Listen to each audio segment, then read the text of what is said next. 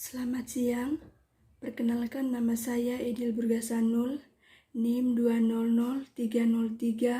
20030300079, kelas C semester 2, jurusan Sosiologi.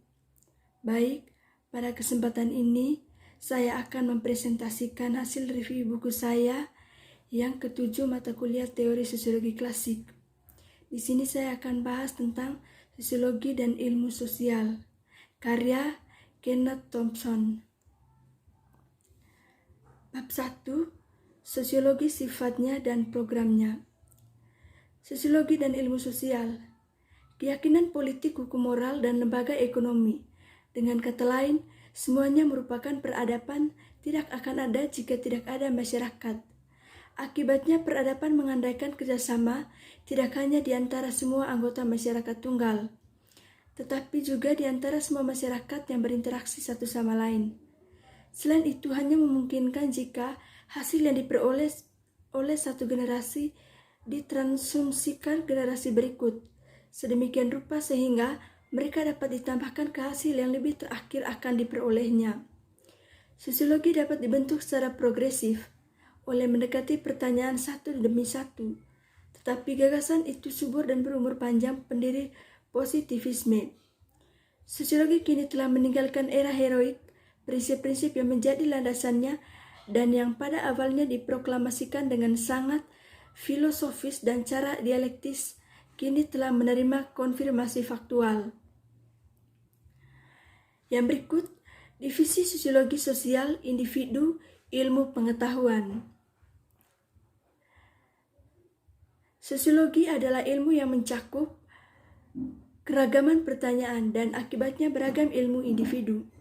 Komit membedakan dua bagian statika sosial dan dinamika sosial, yakni statika mempelajari masyarakat dengan menganggapnya sebagai tetap pada suatu tertentu titik dalam perkembangan mereka, itu menjadi hukum keseimbangan mereka. Pada setiap saat waktu individu dan kelompok yang membentuk mereka bergabung satu sama lain melalui ikatan dan jenis tertentu yang menjamin kohesi sosial dan berbagai perkebunan tunggal. Peradaban memelihara hubungan yang pasti satu sama lain. Untuk tingkat elaborasi tertentu ilmu pengetahuan, misalnya sesuai dengan perkembangan tertentu dari agama, moralitas, seni, industri, dan lain sebagainya. Statika mencoba untuk menentukan apa ikatan solidaritas dan ini koneksi. Bab 2.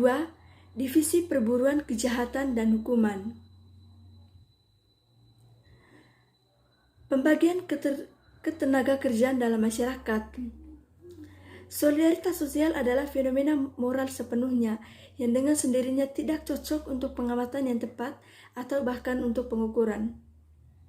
Untuk melaksanakan klasifikasi dan perbandingan, kita harus menggantikan fakta internal yang sulit dipahami, sebuah indeks eksternal yang melambangkannya, dan kemudian mempelajari yang pertama dengan yang terakhir simbol yang terlihat. Ini adalah hukum. Semakin terinteraksi secara sosial anggota suatu masyarakat, semakin banyak mereka mempertahankan hubungan yang beragam, baik dengan satu sama lain ataupun dengan kelompok yang diambil secara kolektif. Varietas penting dari solidaritas sosial yang tercermin dalam hukum. Dapat dikatakan bahwa hubungan sosial dapat diperbaiki tanpa asumsi yuridius. Yang berikut, solidaritas mekanik berdasarkan kesuksesan. Totalitas keyakinan dan sentimen yang umum dimiliki oleh rata-rata anggota masyarakat yang sama, membentuk sistem tertentu dengan kehidupannya sendiri. Orang mungkin menyebutnya kolektif atau kesadaran umum.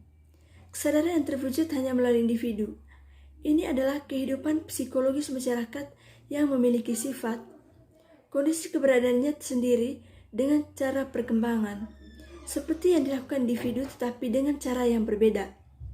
Istilah kolektif dan sosial sering dianggap sinonim. Orang cenderung percaya bahwa kesadaran kolektif adalah sosial, total kesadaran, yaitu kesadaran kolektif mencakup keseluruhan psikologis kehidupan masyarakat, padahal hanya sebagian kecil saja. Terutama di masyarakat maju, fungsi peradilan, pemerintahan ilmiah, dan industri.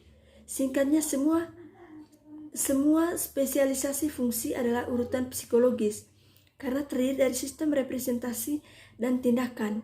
Namun mereka terdiri dari sistem representasi dan tindakan yang jelas berada di luar kesadaran yang umum. Bab 3. Metode sosiologis.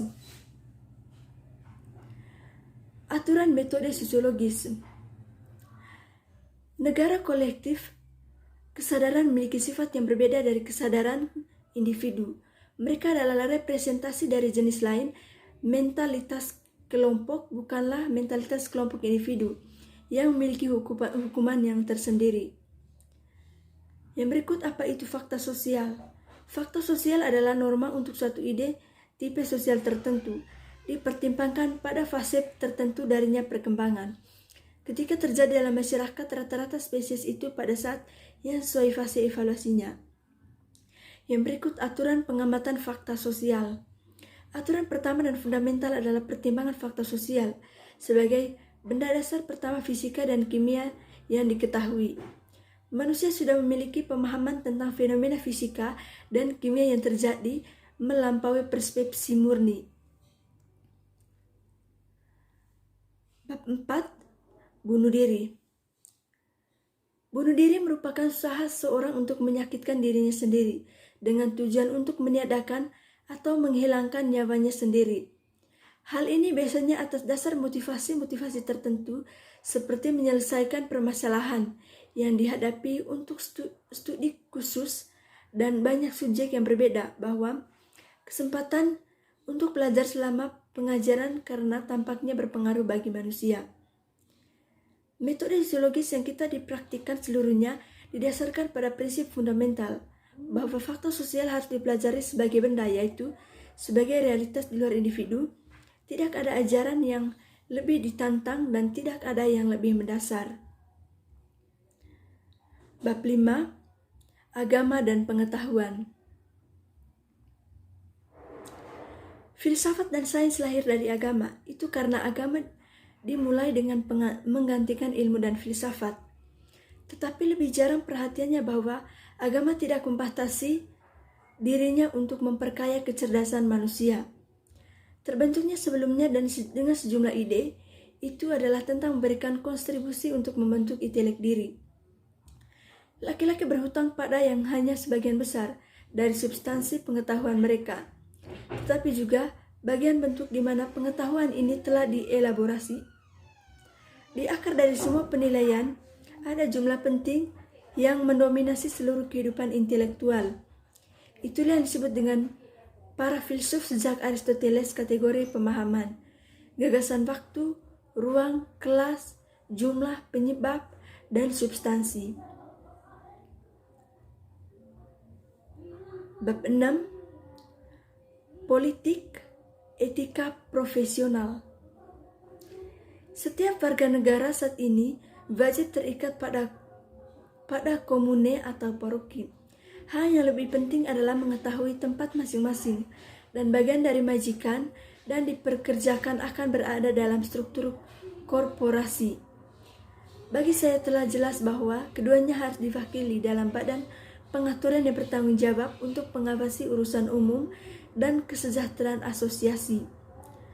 Badan seperti ini hanya bisa menjalankan fungsinya asalkan termasuk kedua elemen ini, legislasi, pekerjaan, hampir tidak lain adalah penerapan pada khususnya hukum pada umumnya. Sebagaimana etika profesi hanya dapat menjadi bentuk khusus dan moralitas yang umum. Bab 7. Pendidikan. Pendidikan adalah suatu pengembangan kemampuan praktis. Situasi seperti inilah yang memunculkan teori pendidikan yang berlebih-lebihan, sepihak dan tidak lengkap, hanya mengungkapkan kebutuhan sementara dan aspirasi sementara. Teori yang dalam hal apapun tidak bisa lama bertahanan, karena mereka segera menghasilkan orang lain untuk mengoreksi, melengkapi dan memodifikasinya. Karakteristik yang paling terlihat juga yang paling dangkal. Karena dalam kasus terakhir kami kurang bertanggung jawab untuk menyerah pada motif. Ide dan perasaan yang bersentuhan dengan kesadaran kita seolah-olah karena mereka adalah keseluruhan dari diri kita sendiri. Baik, sekian dan terima kasih.